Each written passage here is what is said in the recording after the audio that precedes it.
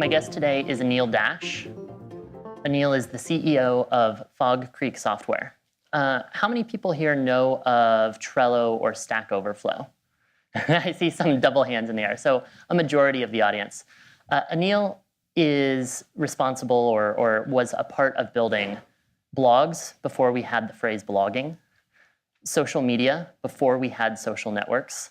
He's been on Twitter before Twitter was publicly available. His Twitter handle, actually, at Anil Dash, is hysterical. I, even as a millennial, am sometimes hesitant to share myself fully online. It's a constant, like, okay, how much do I go completely out there? And Anil does not hesitate to go completely out there with his opinions, with his thoughts. He's the only Twitter handle to have been retweeted by Prince, the White House, and Bill Gates. Yeah, without any further ado, my guest today, Anil Dash. Thank you. Great to see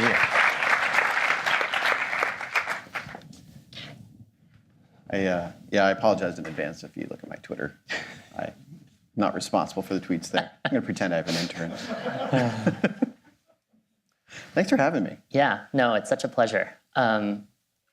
I have used a number of the tools you've been specifically responsible for, but I feel like there's so much on the internet today that like far outdo the number of people who know your name.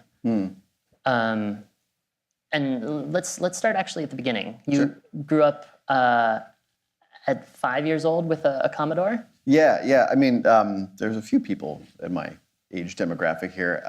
We had very simple sort of toy computers in the 80s, the Apple IIs, and I had a Commodore 64, and those were sort of the big popular machines. And actually, I was reading this morning the headlines of Toys R Us had declared bankruptcy, I guess. Oh, interesting. Which was kind of bittersweet. But that's where we would get like software, like there's like physical app store, like the computers were toys, and you go to the toy store and buy, your games for your computer, and that was like the world for me. I remember being 5 or 6 and my dad taking me there, and I was just like, this is incredible. You can do anything on this machine. What were some of the earliest things that you did on the Commodore?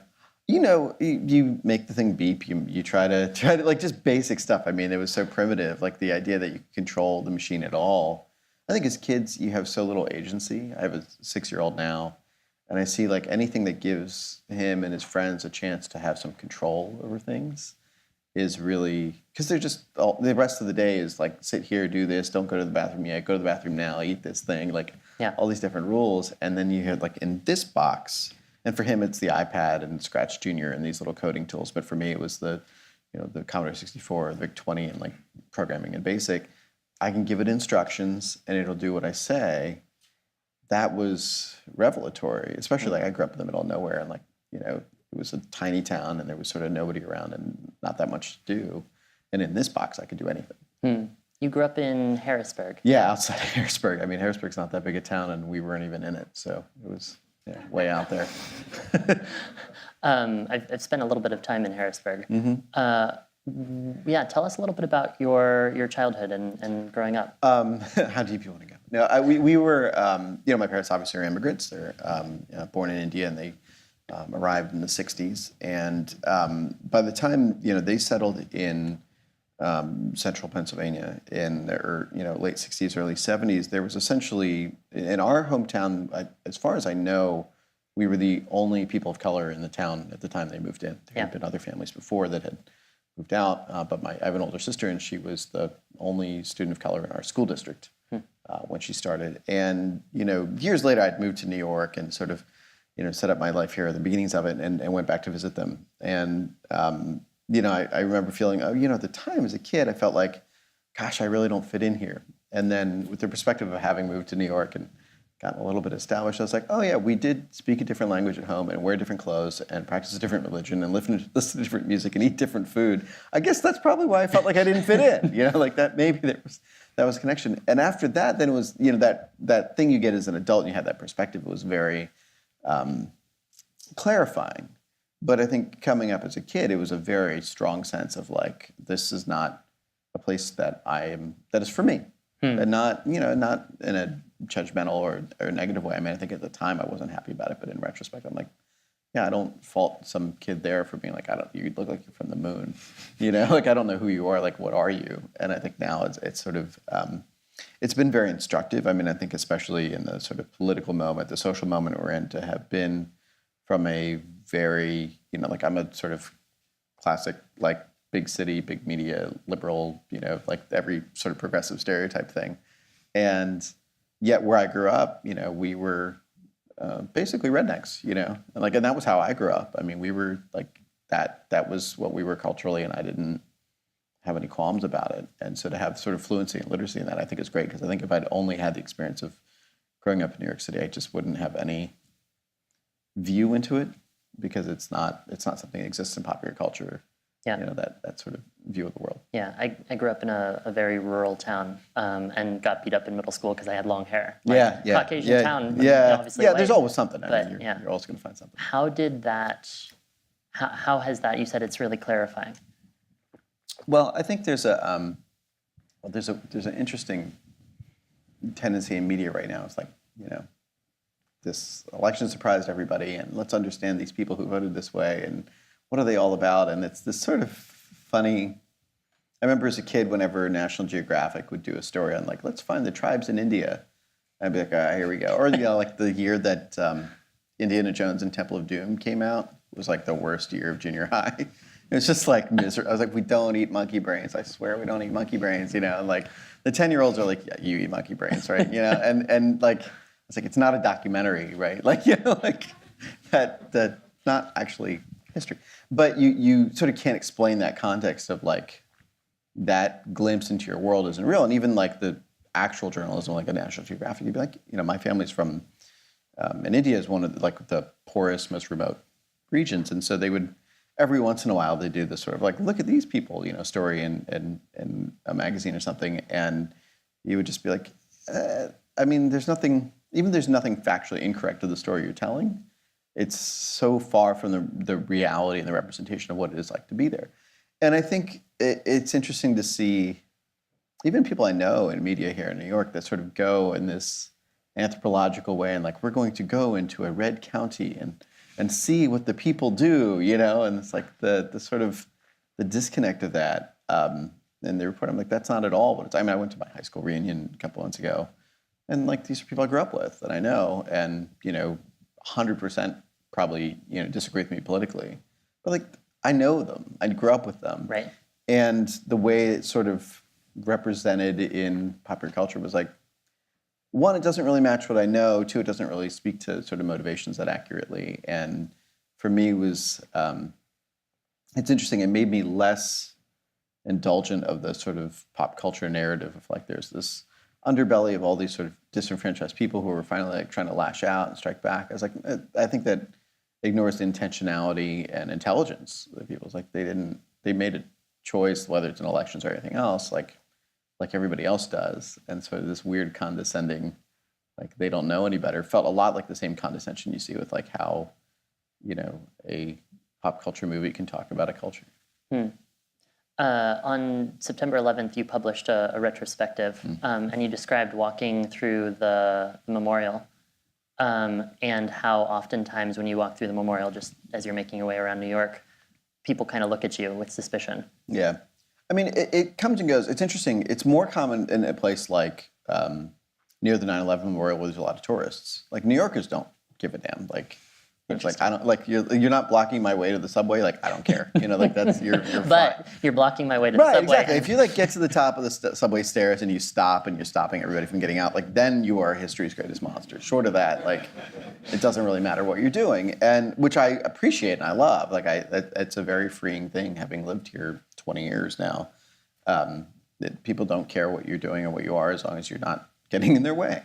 And then you see, like I see it in airports, of course, in places where people are like, have on their mind this story they've been told about vulnerability, about, terror or whatever else they want to call it. And I always say this when people are like, does the TSA give you a hard time? And like, I have global entry and TSA pre and all that stuff. Like I just pay a lot of money so that I don't have to have as much of a hassle.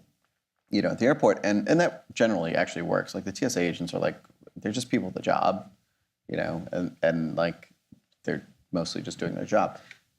What I find is really frustrating in a place like an airport, and sometimes, like I said, by the memorial, is the other people around me, like the people in line for security at the TSA, are like, I'm going to be a hero. Like I'm going to see like literally like my iPhone charging cable sticking out of my backpack and be like, this guy's got wires in his backpack. Like, come on. Like it's not that big a deal. We're just getting on the airplane. And I think it's, again, in this sort of way, like I don't fault people for having had a message drilled into their head for 16 years of like, if you see something, say something. It's just a question of what's the something.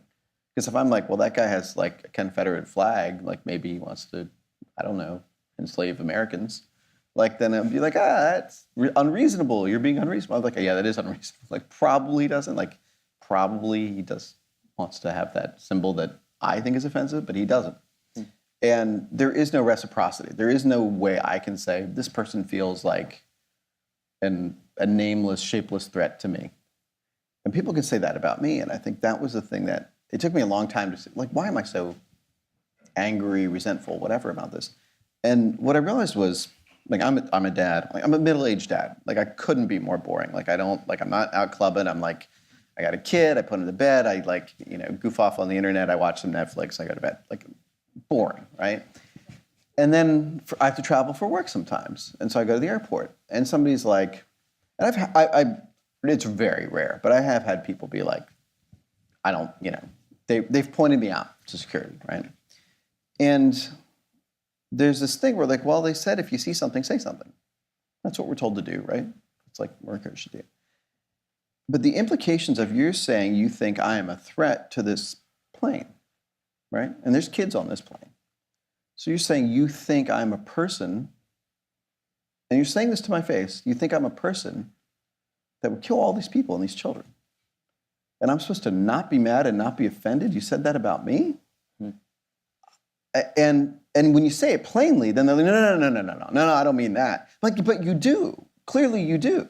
Right? Like there is no middle ground. There is no, I'm just checking. Because I'm like, if I said that about you, I'd still get called into the TSA room. Like I've had that. There's a woman that I was at a conference and I had swag, and the swag was metal because we're idiots. It was like a little keychain or something. And I had 50 of them in my backpack because we didn't give them all out. And I went through security. Actually, it was in my bag that I was going to check, but I went through security and they were like, flagged and beep. It happens. That's normal stuff. And we're going through security, and this woman I had just met at this conference, so we didn't really know each other. She's like, oh, he's safe. He's not a terrorist. Like, ha, ha, ha, that's really funny. And I'm like, don't say the word. Don't say the word. And so I get to go to the TSA champagne room and spend some time there. And I'm just like, this is not the way I want to spend this day. And she's like, oh, I'm sorry, I was kidding. I was like, she didn't have to go to the room. She said the thing. Why isn't, she's the one who's thinking of terrible thoughts or whatever. And it just was that sort of the imbalance of it. There is no reciprocity. I can never say this person makes me uncomfortable because they have something that represents a threat to me, right? Even at a time as we're seeing, the rise of white supremacists and all these other sort of other forms of terror that we treat differently. And so for me, it was this. You can get mad about it and you can rage about it. It's that's not going to change it. And also, they don't want to see me angry because then they're going to say, there's this angry guy getting on the plane, right? and then, so you have to find a way out of it. You have to find a way forward that is about, not having this tension forever. And what I find, one is, I have to perform that I'm very American, right? I mean, which I am. I'm, born and raised in Pennsylvania. Like I said, I'm a boring middle-aged guy. And so then to be able to go and I was like, what's the way I can show, and this is it's both funny and depressing, but it's how can I show people I'm okay, I'm safe, right? And I think there are variations of this that, certainly African Americans have to do when they're pulled over by the police, which is how do I show I'm not a threat? Which is this ridiculous burden to put on people. And it's a variation of the same thing, which is how do I show that I'm okay? That in this context I'm American, or that I'm not other. And that thing I think about a lot. It's like I think everybody performs these variations of I'm fitting in, I'm not other, I'm not the threat, I'm not the danger. And they in some ways mirror the sort of your earlier topic you're talking about of imposter syndrome. Like, how do I fit in? How do I show that I belong here? And those are deep questions. Those get to really, I think, vulnerable places, very painful places for people. For me, like I have, my ways of doing that, which is like in the TSA line, I just act really impatient. I'm like, oh God, why are we doing this? And they're like, oh, that guy's definitely American. Like they're like, he's probably like a CEO, like that. He's an ass. So like that guy's probably, he's definitely one of us. And then people are like, yeah, then he's fine, and it takes a while to sort of think that. And like, I don't want to have to do that, but I think there are these versions of ourselves we perform to sort of say, I belong here. And it can be so that we're not perceived as a threat, but it can also be so that our coworkers think we're credible, so that our place in company, family, society, all the places that we exist is sort of secured and reinforced. And I think if we can get the closest, like the smallest gap between the self we perform to the world and who we actually are, that's when we're free, right? And so like to the point you were saying about like I put it out there on social media, I mean, it's a version of me. Like who I am on Twitter or Facebook isn't me, but what I'm always thinking about is I'm lucky to have a platform. I have a network. I get to be on stages like this. How do I widen that window of what other people are allowed to be? If I can be out there and be, a little bit, put people a little out of their discomfort zone, then somebody else is going to be like, oh, I'm safe. There's so many pieces I want to follow up on, and we will. You're talking about performance, and so we're going to have to go back to Prince because if we're talking about performance, we started the day dancing to Prince. That's a good day, right? Like that's how it's supposed to be.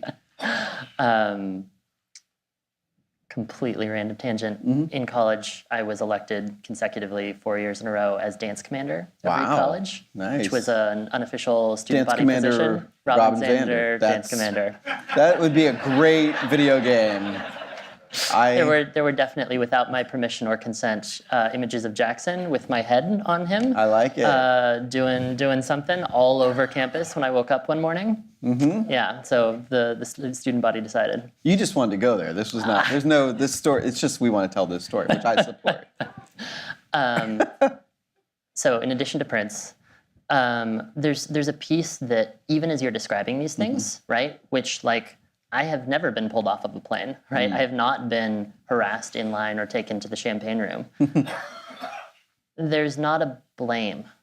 And I see this in particular in how you talk about large tech companies, right? Because so much of your work is about making tech more humane and more human. Yeah.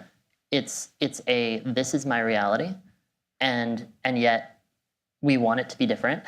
Yeah. So what are the steps that we together can take to make that more effective? I think it's a good point. Like, and it's not to say I don't want to hold people accountable or that we don't all make choices that are, we participate in systems that are fair or unfair or just or unjust. But I think about maybe the last 10 years, I've been really obsessed with the idea of we need to reform the tech industry. I think it's the last year, it's pretty obvious. I don't need to make the case to folks, right? You know what's going on.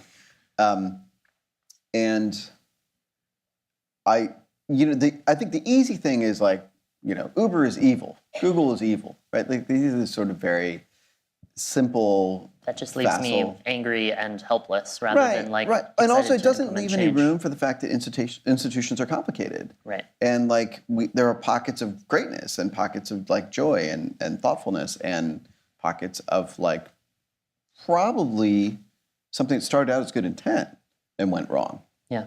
Very rarely is there like the mustache twirling villain, right? Like, it happens, but it's not common. Yeah. People always think they're sort of doing the right thing for the right reasons, and then build systems that don't always do that. Right. And Uber might be an exception, but the Googles of the world, where they do a lot of things wrong and a lot of things right, are hard challenges. And what I've always been trying to push is this sort of self-reflection. Particularly in tech. I mean, that's the world I come from, and where I've been lucky to spend 2 decades of my career. And what I looked at is like historical patterns, what repeats. And in tech, we have become the wealthiest, arguably most powerful industry in the history of the world, which has some responsibilities with it, right? That's very obvious. Like that's basic, like Spider-Man, right? Great power, great responsibility. Simple. And nobody disagrees on that. And yet, I want to dig though into why, like, not everyone maybe in this room, and certainly not everyone who listens to this interview is in tech, right? And so I think that Right. tech thinks of itself as like the center of the universe. Especially, I live in Silicon Valley. I live in San Francisco. Yeah. But explain for listeners why you would say that the tech is the greatest force or the greatest industry. Right? Yeah. So there's a couple rationales behind that, because just one, on its face, the amount of money being made by the Googles and Facebooks of the world is enormous. We know that. Two, tech is not, I say tech industry is shorthand, but tech is not an industry in the way that, medicine or journalism or construction are. And what it is better understood as is a process and a theory of transforming other industries, right? So education, we're going to transform that. We're going to build a company that's going to do that. The idea of technology is eating the world. Yeah, right? Or software is eating the world. And what that is a manifestation of is a couple of things. The obvious one is obviously tech changes the way we work. We use these tools to collaborate and communicate, and that's hopefully very, very familiar to everybody. But there's also an economic model behind the mainstream tech companies, which are all venture-backed, all designed for hypergrowth, all have actually a really strong political perspective underlying them, which is almost never articulated. They pretend to be neutral, and they're actually very very opinionated. What is that? Political it doesn't map sort of like Democrat, Republican. It's a little more nuanced than that. And I think there are a couple things. One is on social issues, very progressive. So they generally are very LGBT friendly. They're very they try to be environmentally responsible. Like there's that like kind of feel good kumbaya stuff. They are in practice very regressive racially, right? So they'll say the right things. They do, like, they know how to give lip service to these things. Yeah. But you look at hiring, inclusion, all the sort of metrics that you would look at in any other industry. What is, California has 40% Latino. Yeah. And Google has less than 2%. Right. Really any minority at all. Yeah, exactly. Yeah. Well, so there's an interesting gap, right? So African Americans in technical roles, typically less than 2% in the major tech companies. Latinos in technical roles, typically less than 2%. White employees are actually pretty much proportional to population in California. Okay. The entire gap is Asian Americans and Asian immigrants. Interesting. And so there's this unique thing where, like, we only conceptualize of race basically in America as black and white. And having an industry where there's an enormous, disproportionately large amount of Asian Americans is something like we don't even know how to have a dialogue about it. Because we talk about minorities and, like, yeah, ethnically, statistically, we're minorities. And tech, we're wildly overrepresented. And we are the ones taking up the space that would have been, if we were proportionally represented, employees who were black and Latino. And nobody talks about this, right? Like there is no mainstream pop culture dialogue between Asian Americans and African Americans. Like that happens on a one-to-one level, but like that's not you've never seen a panel on a TV like CNN, like everybody was black and Asian and they were talking about their relationships with one another. It's never happened. It's never happened. That's mind-boggling, right? There's tens of millions of people affected by this relationship, by this industry, like this sort of conversation, and there's no dialogue about it. And when the rare times it happens, it's sort of mediated through like, well, how do the white employees feel about it? And it's like, well, it's important, but not the point. And anyway, so all this is to say, and for me, it's very personal because the CEOs of Google, Microsoft, Adobe, like all of these are Indian American men.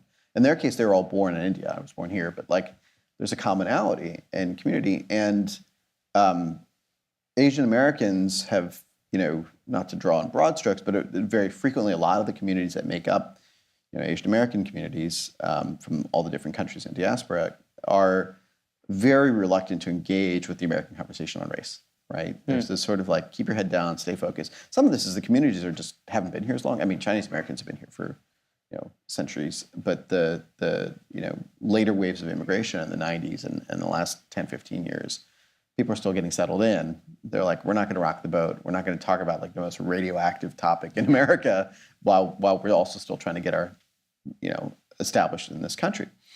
And the net result of that is we haven't been able to, and this is just like one aspect with tech, but we haven't been able to reckon with the misrepresentation and imbalances in tech, even as the implications are much more severe, right? So some of these examples you look at, the one I always come back to, which is just very clarifying, which is the majority of judges in America use one or two software packages to suggest sentencing for people who are convicted of crimes.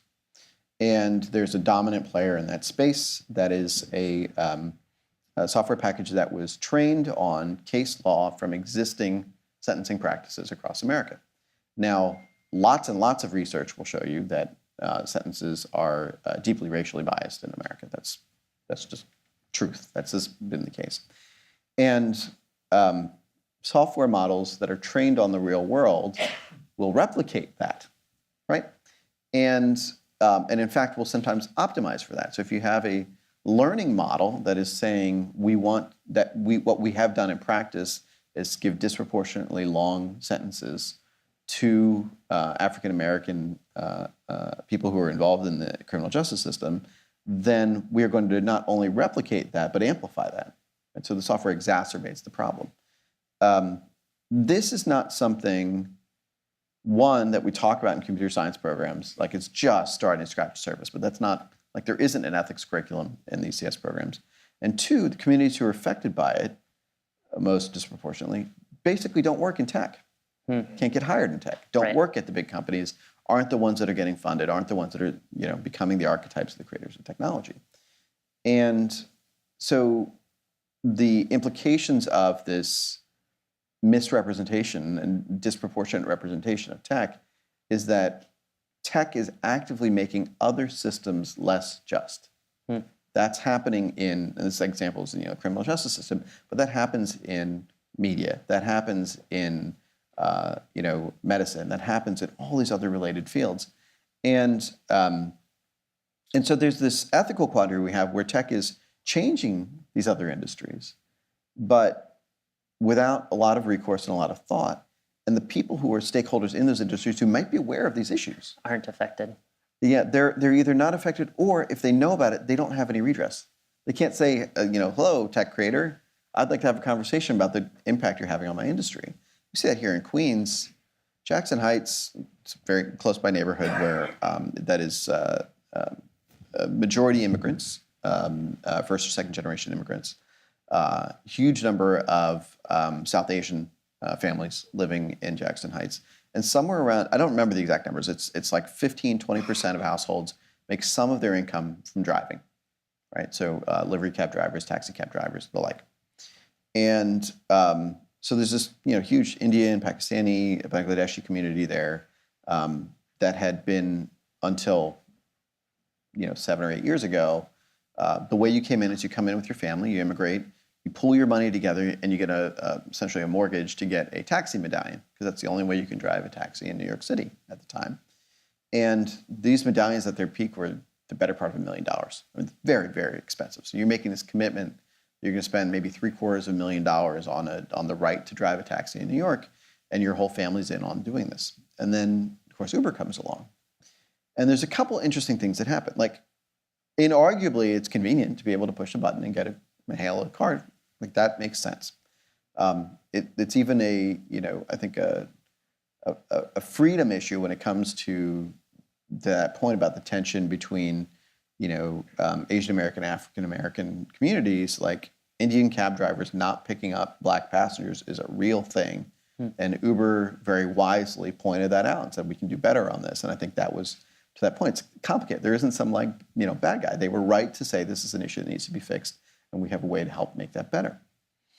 At the same time, Uber came in and said, we're going to ignore the taxi medallion system and allow people to, at large scale, violate the law by running their own cars and being hailed through this app. Now, is the law probably corrupt because the Taxi and Limousine Commission is captive to this industry? Sure. There's a lot of that. It's New York City. The question is, do we redress this law by saying we have an app that just ignores the law? Well, that's a slippery slope, because then when we get back to something like drivers refusing to pick up or drop off passengers in black neighborhoods, or predominantly black neighborhoods, what's your redress? Because under the medallion system, they could lose their medallion, and we have some accountability, and we can encourage them to do the right thing, and also all the other sort of stuff that happens, the driver's test, all the other things that you sort of have. If somebody in Uber doesn't do that, what do? There's nothing to take away. You can't pull them out of the app. Uber has the data. There is no regulatory function. There is no community function. And that lack of accountability, I think, is worse than even the corruption of the current medallion system. So that's part one. And then phase two of what I look at is Uber's stated intention is to replace all these taxis with self-driving cars. They've said that. They're testing it out in Pittsburgh already. That's going to happen. Is it 5 years, 10 years? It's not 15 years. It's going to happen.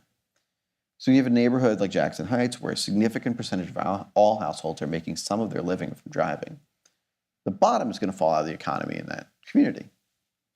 And nobody is ready. Not the policymakers, not the drivers, not the retailers in that neighborhood. Nobody is ready for that. And yet, I just laid out that story, and we could all see it coming. It's a straight line. There's no conjecture here. This is the goal. This is what everybody is working towards, and what they're being encouraged to do. Because what the interesting thing is, you can be anywhere you want on the political spectrum. You can be, Bernie Sanders, Hillary Clinton. You can be Donald Trump, and you can be like, oh, well, the Uber economy is happening. The gig economy is happening. High-tech jobs are the future. You say, well, what do you mean by high-tech jobs?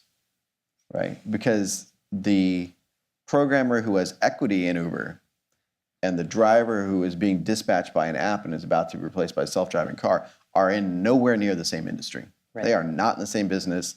They are, it is the difference between Colonel Sanders and the chickens, right? And so this thing is this, we blur this line, we make these distinctions that are inaccurate. And the worst part about it is that we have the ability to build systems that can correct these things. We've built, pretty decent systems for regulating. For example, when we had really egregious problems with taxis not serving neighborhoods. Ooh, exciting. You ejected our drive. Did you close all your files first? You got to do that. Hopefully. It'll scold you if you don't.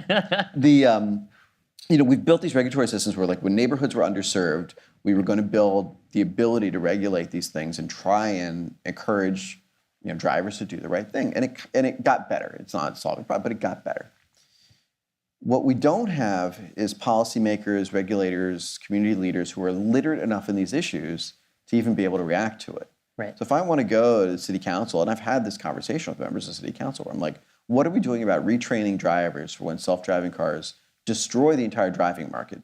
Because today, so before Uber arrived in New York City, 14,000 yellow cab drivers, 14,000 medallions roughly. Today, there are 16,000 Uber drivers on top of the 16,000 hailed drivers. They could be Uber, Lyft, whatever, but they're basically Uber. And then 14,000 yellow cab drivers still on the streets. So we have doubled the number of drivers out there. The majority of rides that you can hail in New York City are now non-medallion drivers. And the transformation has happened. All of those people are being undercut and subsidized because the VCs are subsidizing the cost of an Uber ride, right? Your Uber ride is artificially about between 20 and 40% less than it actually costs for you to get there because they're trying to grow their business. Right. And they're about to cut the whole market out with self-driving cars. So we can see this thing happening to 30,000 workers in New York City shortly. And policymakers aren't literate on it. Even the organizations that organize workers, like the drivers' unions and things, are not really fluent in the issues. They don't have any redress, the software makers. And the people making the apps are not talking about any of it. Yeah. They're not talking about any of it. And with good reason, they've got their own issues of all the, inequities that are taking place in the workplace at Uber. They're distracted by trying to get themselves in a place where they're right. That's one microcosm in one company in one industry. In one neighborhood. In one neighborhood. And I think of that times all the other places we're disrupting tech or disrupting industries, all the other communities we're affecting. And if I look at a straight line extrapolation, the most likely outcome of that is people are going to say Silicon Valley is evil. That's the most likely outcome. I don't feel that way. I know there are so many good people. I know when they say we want to change the world, we want to make things better, and we want to have this good impact, I think they're sincere. Yeah.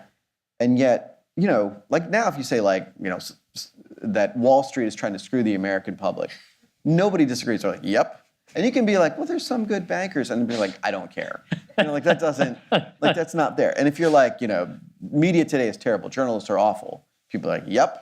And you'd be like, well, I know some good journalists. Like, it doesn't matter. Yeah. So once politicians? I do know good politicians. But if you're like, how do you feel about politicians? People are like, that is a category of bad people. Right? And once that chasm is crossed, there is no going back. There is nothing that could be done to redeem the word politician to people in America today.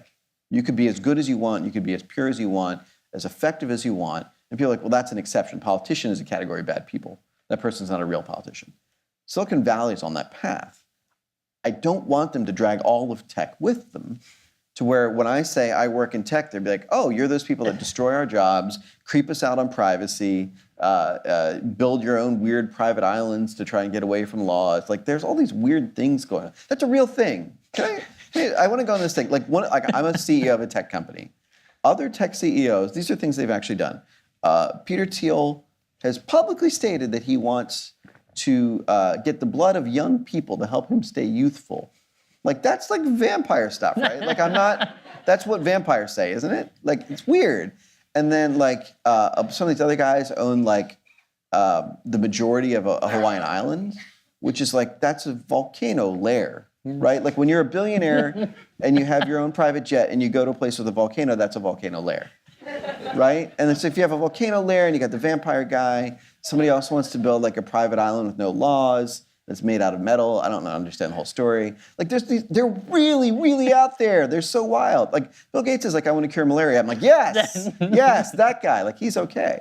And that's Bill Gates, right? He used to be the bad guy, and he's the good guy. So and those stories are not well known outside of tech yet, but it only takes a couple of those where you're they're acting like James Bond villains. Yep. And then they're like, wow, I think that category of people is probably pretty messed up. And that's not counting their weird hobbies and the other things they got going on. So to me, I'm like, what are the odds if I introduce myself as CEO of a tech company in 5 years, in 10 years, people are going to be like, oh, you're probably a decent guy. They're going to be, you're not one of the vampire blood volcano guys, are you? Right? And I'm like, I'm not. And so I worry a lot about the ability of anybody who creates technology to do anything good, to make any app that's effective, once the worst effects of this have started to take place. And lots of people lose jobs, and lots of people feel displaced. And I mean, we are all hacked as of last week, right? Equifax. And it's done. It's done. All of us, 100% of us, our social security numbers are out there. That's just true. And you're like, oh, but they're not a tech company. Does it matter? Because who's going to host, it's going to end up on Reddit or end up on, somewhere else with all our social security numbers. So the dissemination is going to happen through technology regardless. Yeah. And Equifax, part of the problem is they didn't see themselves as a tech company. Right? And so their technology. Less privacy? Right. So their technology infrastructure is inept, and this is the result. And we don't even know the implications of that yet. Yeah. And that's something where we can split hairs about whether we see them as part of the finance industry or the tech industry or whatever, but the net result of how people judge things is they're going to say, I don't feel safe on the internet. I don't feel safe with my information being in digital form. And if you say, well, this one app on my phone, these people act good, and this app next to it, these people act bad, it doesn't work that way. This same piece of glass has a whole bunch of apps on it, a whole bunch of buttons, and behind most of those, it feels like it could bite me if I tap on it. I just worry deeply about that because I have seen the good that tech can do. I've seen it is transformative, not just how we work, but how we live. Like I said, my family's in one of the most rural and remote parts of India, the there are Aboriginal tribes that live around there, around the village that my dad grew up in, and a family of 4 lives on $600 to $800 a year, and just grinding poverty. And we've tried to help as we can in building wells and things like that. But the biggest transformation is they now have messaging. They have WhatsApp, they have Facebook Messenger, they have SMS, and they can get prices for their crops if they want to take them to market in the town that's a day's travel away. You can't do that casually. You can't be like, I hope if I take my rice there, I'm going to be able to sell it at a profit. Right. Because you can't bring it back. Yeah. So there's these things of like the ability to get a simple text message transforms your life. And so like this is what tech can do for the people with the least in the world. I mean, we basically only got running water to some of these folks in the last 10 years.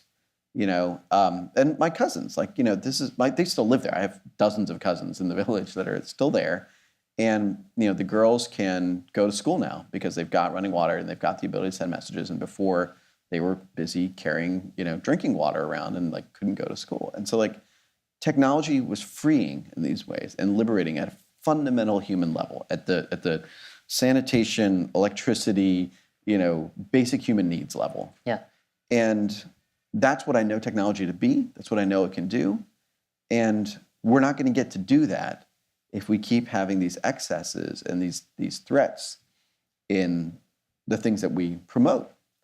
And especially if people see a couple of people getting really, really, really wealthy, the wealthiest people in the history of the world, and yet can't take the time to bring a couple more people along with them, especially in the communities that have been least served. And it's straightforward. It's simple. Like you describe that, that problem space, and you're like, this is very, very solvable. And I want to sort of give one anecdote about this, which is, I do think WhatsApp is transformative. So if you're in the States and your family's in the States, you might not know WhatsApp, but it's the most popular messaging app in the world. Facebook recognized the strategic importance of it because it's basically huge everywhere except for America a couple years ago. And Zuckerberg decided he wanted to buy it. Very smart move. He's a smart guy. And long story short, even though they're a publicly traded company and he has a board and all these things he has to report to, they made the decision over about 4 or 5 days to buy WhatsApp and deployed somewhere between, the time the offer was made, it was $18 billion. By the time it closed, it was $22 billion. And a board seat to the founder of WhatsApp. And the company was like 24 people or something. I mean, it was like $1 billion an employee. Absolutely incredible. And great. They're happy. Their investors are happy, obviously. But that's what it looks like when Facebook decides something is important. When a major tech company decides something is important. Similarly, like Microsoft bought LinkedIn for $26 billion. So you can deploy tens of billions of dollars when you say you care about something. And they all say they care about inclusion and diversity. And then you look at them over 5 years, 10 years of saying that. And you say, well, how did you move the needle? In the case of Facebook, there was, I don't remember if it was last year or the year before, in technical roles, they had hired one African-American woman. One. Right? One. And I was like, the thing is, I know what it looks like. I know what it looks like when you want to do this. And they had said, they actually literally have the budget where there are, I think, roughly 1 million unemployed African-American women in America, something like that. They could have given each one a stipend to learn the technical skills they needed to be on their staff. They actually have the budget to do that. Yeah. Right?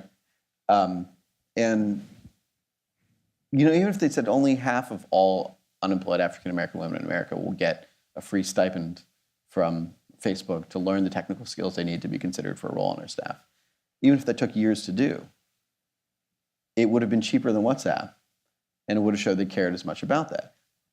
Here's the thing is, you can describe whatever. That's my very straightforward, literal solution to the problem. But it's really clear when you look at the things that they have invested in and really gone all out in, what it looks like when they deploy their resources. I mean, these are companies that are like, we're going to build a self-flying drone that can stay in the air for a month to provide Wi-Fi to people in the middle of nowhere. And I'm like, great, that sounds great. You should totally do that. And we're going to build a rocket that goes to Mars and then flies itself back and lands on its own. We're like, awesome. I definitely want that. We're going to build a more diverse workforce. Right, and we're going to hire 4 black women. And they're like, it's too hard. Too hard. Can't do it. That's science fiction. We can't even imagine it. And I'm like, I don't think it's that hard. I don't think it's that hard. Like I think you can do it. I can believe in you. And so it comes down to failure of imagination, failure of focus, and failure of pressure, because the shareholders are not holding their feet to the fire, not enough of them. And then for the Ubers of the world where they're not public, it's investors, right? And the thing about Travis, who was the former CEO of Uber, stepping down, his resignation, being forced by investors, is really the first time that we have a successful startup that's making money lose its founder or CEO on ethical grounds. And for all the excesses, everything else that has happened in tech, that is the first time that somebody has been sort of held to account for egregious errors. And the striking thing about that is people were like, wow, isn't that amazing? And I'm like, no, this isn't a victory. This is simply the first time we didn't completely lose, right? For everybody that cares about making tech better and that believes still that tech can be a force for good, this is the first time we didn't get our asses handed to us. And so there's no celebration. It's not like, yay, some guy had to resign. It's like, wow, for the first time, somebody believed this woman, Susan Fowler, that spoke up. And like, she was not the first. She was not the last. These stories were known. Yeah. And it just finally got, you had somebody willing to sort of do the work. That's something where it is a turning point. It is a milestone. It did put the fear of God into a lot of other CEOs, hopefully. But it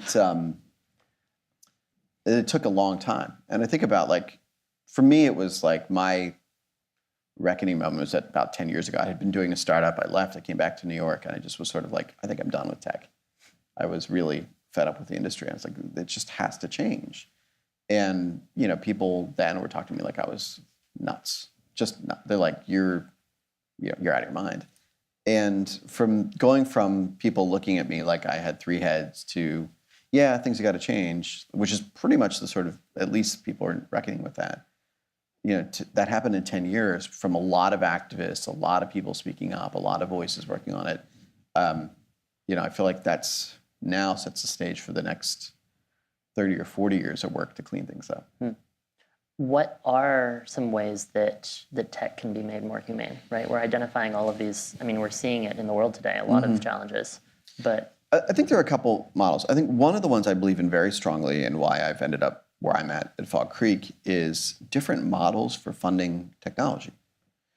We are a profitable, self-sustaining, independent company with no outside investors. Our founders, Joel Spolsky and Michael Pryor, founded the company and still own the vast majority of the company. And we're old-fashioned. We sell products and services to people for money.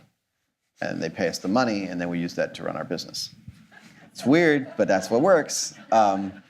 That is not the story people tell about technology. That's not how they describe tech companies, right? Every single one of those other big, startups, except for Microsoft, like the old ones, were all this sort of like get big really quick, in a completely unsustainable model, and then scramble to find a way to make revenues match. Yep. And race to IPO. And in the case, like I love Twitter. I use it every day. The founders are friends of mine. That company has never made money. Never. It's lost billions of dollars. Went public, losing billions of dollars.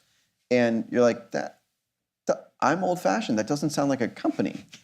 Like, I think you're supposed to, at some point, make at least $0.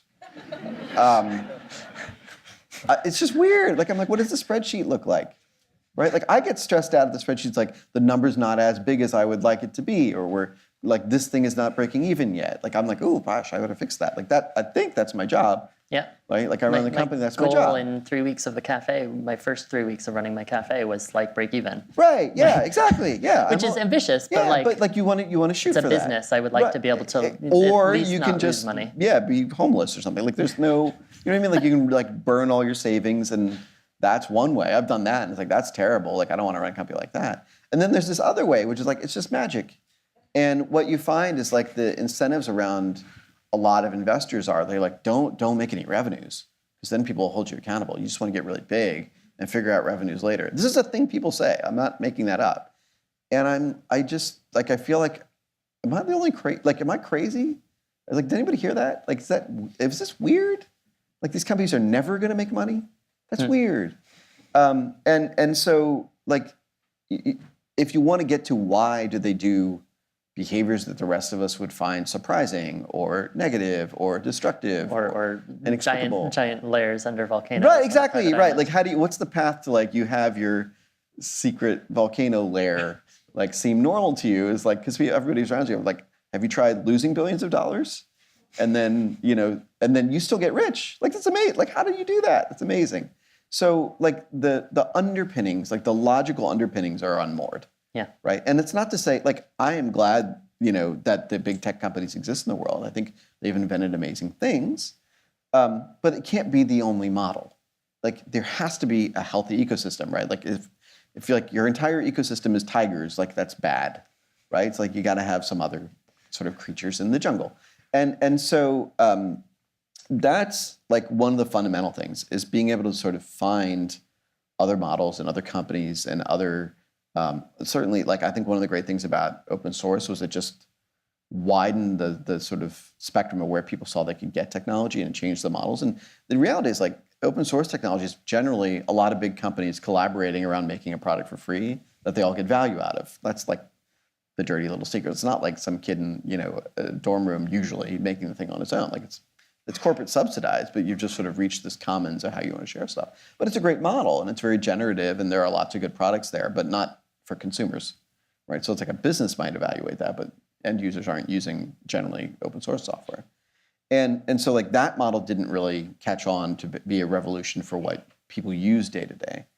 And then the other part of, like, diversity in tech business models is everything can't be ad supported.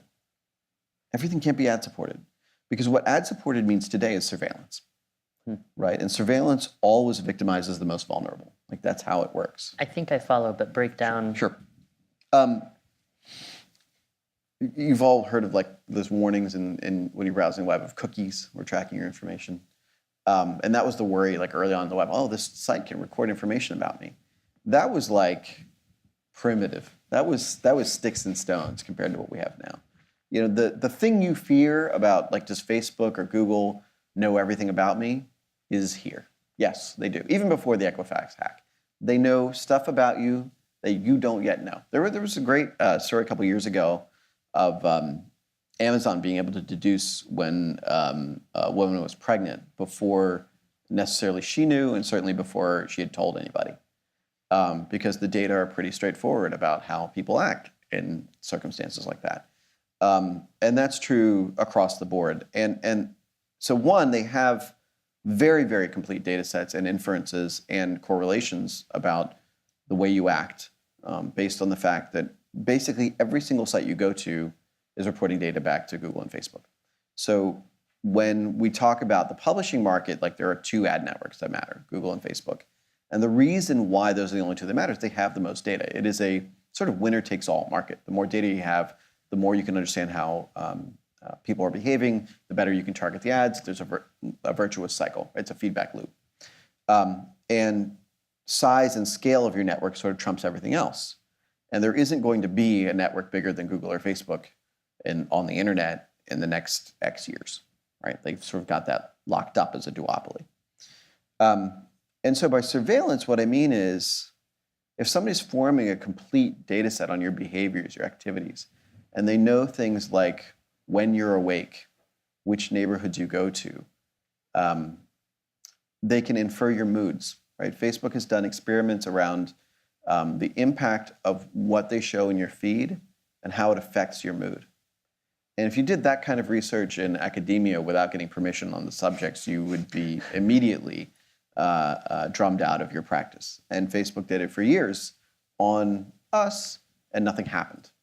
There's no accountability. Those people were not fired. There was no reprimand. The shareholders didn't care. So if you wonder if Facebook is experimenting on your emotions, the answer is yes. What are you going to do? Quit Facebook? Can't, right? So the traditional recourse of how you hold a big company accountable is you boycott, right? There is no lunch counter to boycott for Google or Facebook. And there's a couple reasons why. One is the coercive power of the networks themselves. If you're like, well, to forego this product means I can't see photos of my nephew, that's not a fair thing to ask. If it's like I can't be connected to job listings in my community, that's coercive. It's not meaningful. So the social pressure to be participating in these networks is so great that we don't have a consumer model anymore. There isn't because if you're like, I don't like Walmart, I'm not going to shop at Walmart, that's very doable. Right. But so the part one is you can't really opt out because the social pressure is too strong.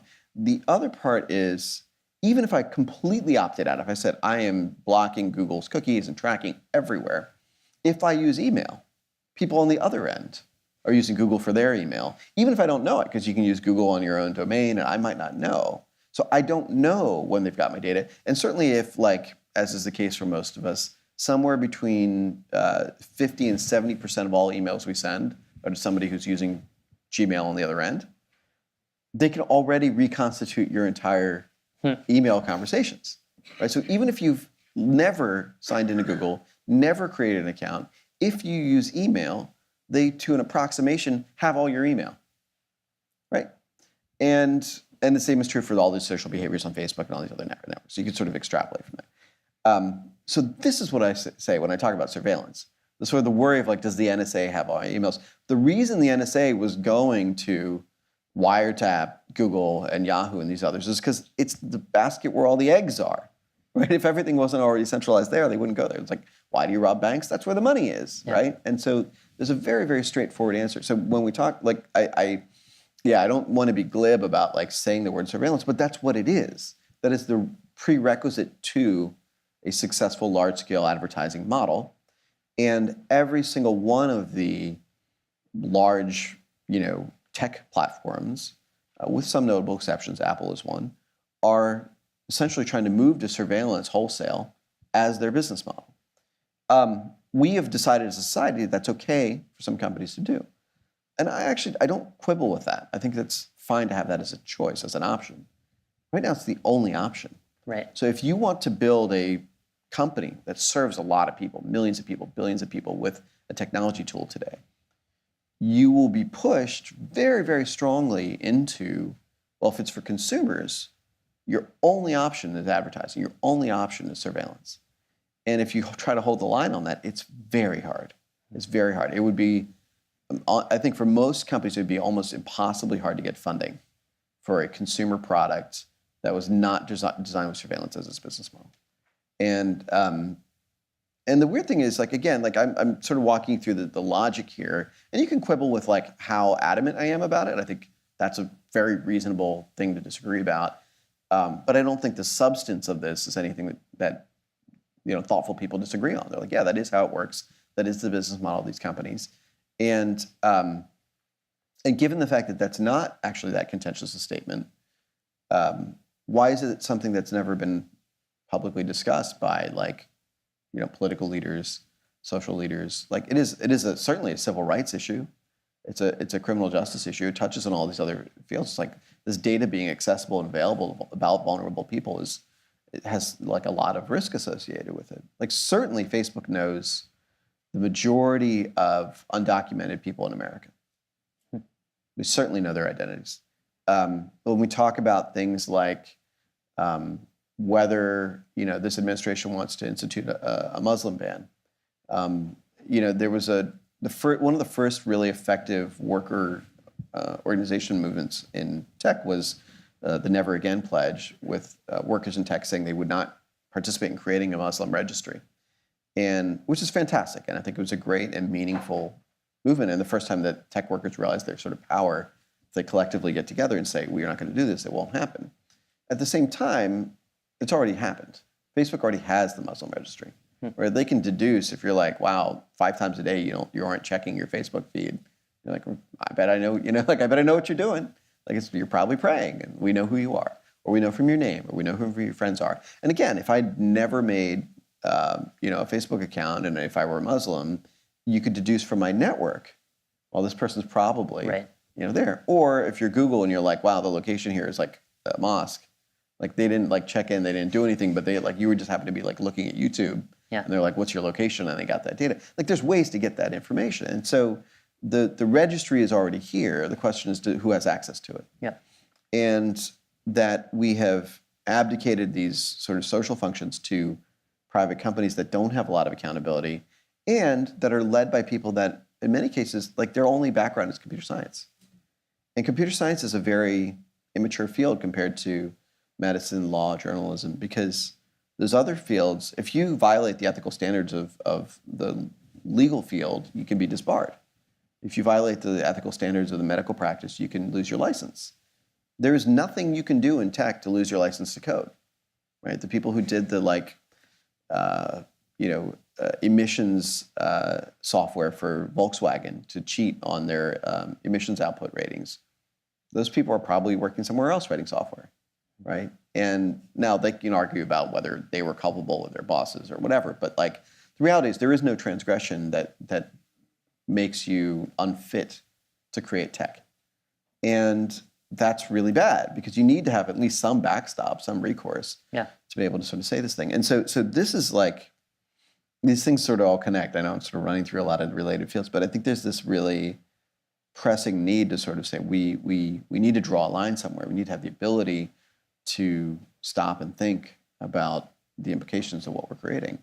And if somebody were to build the sort of de facto religious registry in one of these big tech companies, how would we know? What would we do to stop them? We couldn't really boycott them.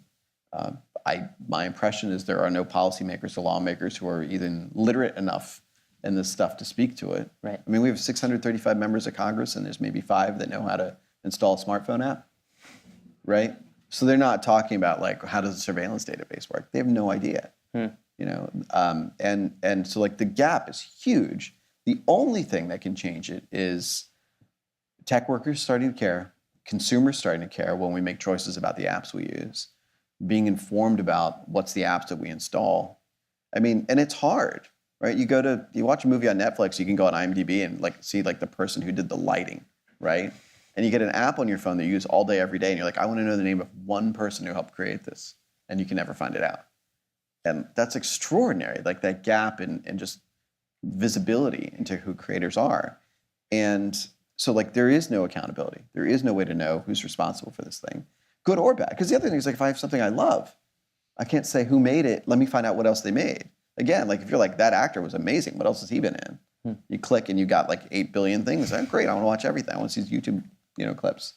And if you're like, this app was thoughtful and respected my privacy and was really great design, and who made it? And you go in the App Store and it's like, is that a person? Is that a company? I don't know what that is. And that's a really, it's something it's troubling for society, and we haven't had a dialogue about the idea that tech exists in culture, and we need to bring the same things to bear that we do on any other creative discipline, film or TV or whatever. Like we talk all the time about like, is it bad to expose kids to movies or whatever? And our conversation about tech is this like screen time. Like screen time that's not like, it's irrational as a concept. Yeah. We don't talk about page time. We're like, what book are you reading? What magazine are you reading? Is the content in that something that's meaningful? Who wrote it? Is this something that I agree with on its values?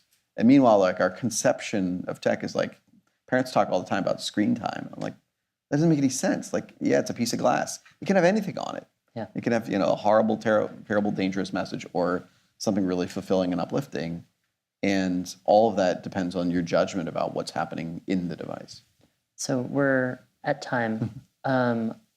A couple of takeaways, right? Because like, wow. I mean, I know of many of the examples you've shared, but there's so many touch points, and we're all experiencing them. Like all of our socials are have been hacked, are all on the internet. Yeah. Like I'm not gonna give up Facebook in order to not spend time, seeing pictures of my nephews. Right. I'm certainly not gonna give up Gmail. Yeah. Right. And being more conscientious as a consumer, bringing these things to light. holding the creators of these of software, whether that is us creating software or us consuming software, holding that responsible. A couple of other quick takeaways of things that we can go out and do today. Yeah, I think there are a couple. I think one of the first things is we're always trying new tech, right? We're always downloading new apps and trying new software. At the moment when you first encounter a new app, a new software, whatever it is, think about the fact that software or tech has values baked into it. And interrogate what those values are, right? The people who made this app, what did they believe? What can I infer that they believe? Or can I ask them what they believe? Yeah, I do that with news sources, particularly now. I'm like, oh, I read a huge variety of news, but what is the mindset behind this publication? And that's exactly it. It's like we know that intuitively on news. We're like, oh, this is for this community. Yeah. And with apps, we don't think about that. And just really, really deeply understanding that apps and software are not neutral and that we can really engage with them in a thoughtful way and interrogate. I think that's number one. I think number two is like, follow the money, right? If you don't know how a company's making money on you, they're probably surveilling you and trying to make money off you later. And so find tools where you can like pay directly. Like paying for your tools is good. Paying for software is good because it means you understand your relationship to the people creating it. There isn't some third party, some weird, something in the cloud that's like watching over you. And I think also seeking out a diversity of tech products, companies, and services. So like all your eggs aren't in one basket. Being able to sort of, one, just from a security standpoint, splitting up your information in different places. And then two, just sort of understanding what's out there, like being able to sort of see there are different models or different ways that we can engage with tech and that we don't just continue to have like 3 or 4 companies run everything. Yeah. I think is really important. And I think that those are things that are not, it's not a huge change. It's not like you have to go live in a cave and unplug from everything in the world. Like it can be very straightforward. I think those things can be a really powerful way to make a big change. And then the last thing I would say is look at the people making technology. Look at who they are, look at what their values are, look at what their team looks like, see if they reflect what you care about, what you think matters. The way you run your business, are they running their business? The way you talk to your team, your community, is that what they do for their team and their community? And expect them to have values. And it doesn't take a lot of work. These are things like you just sort of, you look on Wikipedia real quick or you Google a product and you can sort of get a feel for it really quickly, trust your instincts. Be at least as diligent in picking apps as you are in, shopping for shoes or buying a car or all the other things you do. Like these are products that you're thoughtful about. You would never buy even a fridge or a car without looking at its, environmental impact and how much gas does it use and all these things. Think about the way you use tech and consume it the same way. There's no reason we can't be sort of thoughtful consumers and shift the industry away from its worst excesses. Nice. Thank you, Anil. Thank you. Thank you all. Anil Dash, ladies and gentlemen.